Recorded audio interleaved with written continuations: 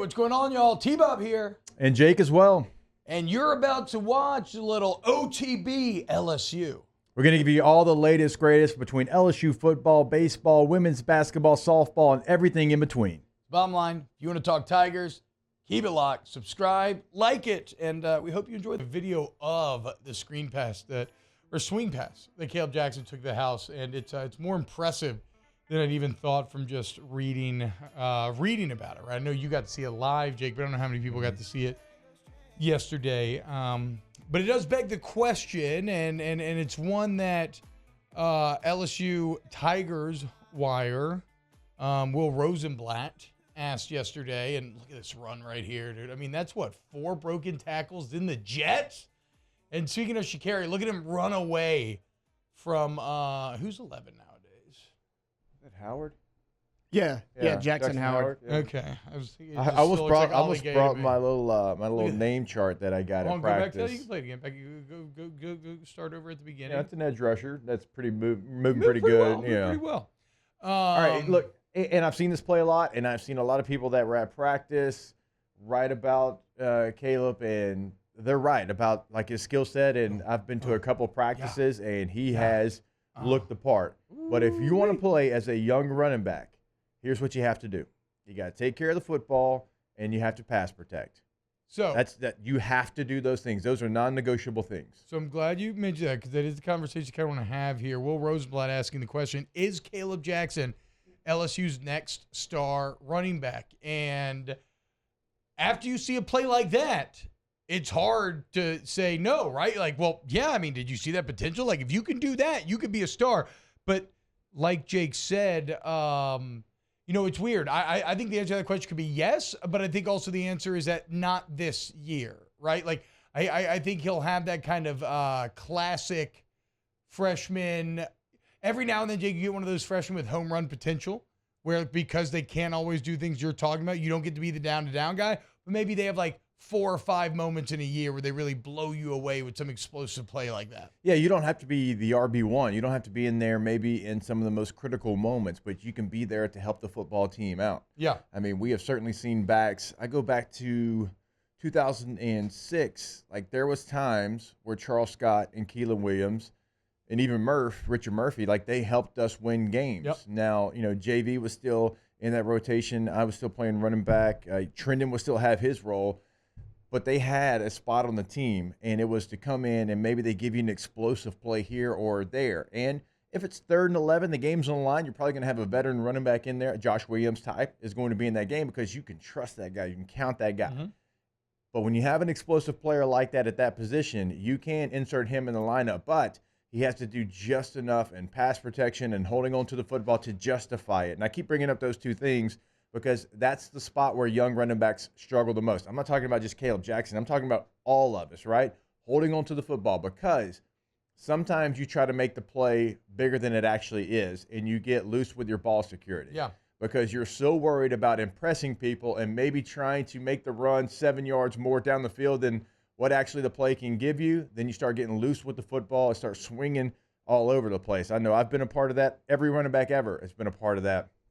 Also in pass protection, it's not even the fact that maybe you can't block the guy that's coming, but you're so worried about getting out on your route and catching the ball, yes, but being there for your quarterback that you leave a little too early. And then here comes your linebacker or here comes your safety, and you left early, and all of a sudden he's hitting the quarterback, ball's going the other way, and the guy's scooping and scoring going the other way. Yeah. So you have to, like, those moments, it slows down for you, and you don't worry about getting out so fast, and the coverage and the blitz when you become a veteran player. So he can't even come from that position because he can't be covered up. The safety's way over there, and then that's when you get out fast. But when you're a young player, let's be honest, like, you're still patrolling the area. You're looking for anybody that's coming, and sometimes you can get out a little too fast. So all of those things, like as a young running back, that's where you have to kind of be careful. Yeah, and it's interesting, but not hard to understand that both of those core tenets that you're kind of talking about, Jake, there, what are they both related to? Turnovers.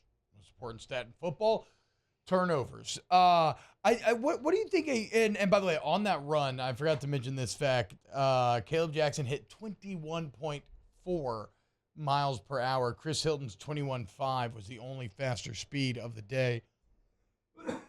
What does this star running back mean nowadays, though? Obviously, in the NFL, it's something really complicated. In college, it's probably still a bit more similar. Is it just simply 1,000-yard rushing? Is it 1,000 total yards in terms of rushing and receiving? Is it playing a percentage of the plays? Like, has Clyde Edwards-Helaire set the bar too high, having this kind of outlier year where he had all the stats and played 90-something% of the snaps? Like, what do you think it means to be a star running back on the college level? It's a great question, and I guess it's going to be different everywhere. But like in a place like LSU, typically, plays 70% of the snaps. Yep. Okay. And you're going to have maybe it's 650, 700 yards rushing. You're going to lead the team, but you're going to have 3 guys behind you. You're at 700. They're at 480, 390, and 280, whatever it might be. That's typical LSU football season.